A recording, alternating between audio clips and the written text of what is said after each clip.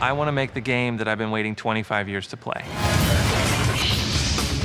Transformers War for Cybertron really started with a sketch of Bumblebee, and we redesigned that character to modernize it all up to be much more of a realistic adult version. That was that first sketch that we slid across the table to Hasbro and said, what do you guys think? And that's where it all started. I think the approval process for Hasbro, especially nerve-wracking. In a sense, it's like George Lucas looking at you redesigning Luke Skywalker. My name is Aaron Archer. I'm Senior Design Director, and I oversee the Transformers universe for Hasbro. Activision came to Hasbro and said they wanted to make a kind of a breakthrough game, definitely a gamer game. And the original idea was, we've had a couple games that were based on Earth. How about going to Cybertron? And that's a really cool place. It's the home planet of the Transformers. And the early days of that civil war between the Autobots and Decepticons was a story that really hadn't been fleshed out in any format. Hasbro has been fantastic to work with. What they've allowed us to do is take a licensed property and treat it like a brand new IP. To see it grow beyond what our imaginations at Hasbro could be,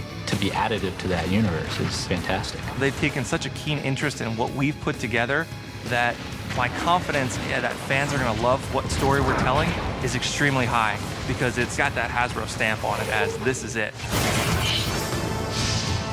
It's an amazing opportunity for us at High Moon Studios to work on creating the canon for what Transformers are going forward. Transformers War for Cybertron takes place on Cybertron. It's their backstory of what they were doing and how they became to be before they ever came to Earth. Because we're not tied to a movie, we're able to tell our own story. This is the Transformers game that they've been waiting for the last 20 years. It's based on the G1 universe. We're showing how Optimus rises into his leadership position. All those things were really cool to explore and build from that people wouldn't expect yet. You know, it's all fuzzy. We all kind of think we know, but you're really going to see it here.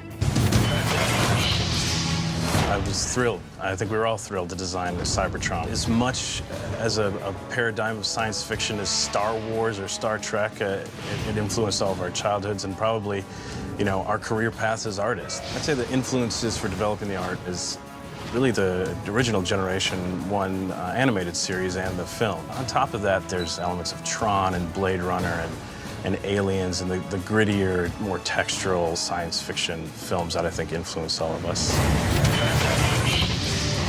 I think Transformers fans will like this game because we took it seriously, we took the property seriously. We have almost a reverence for the original.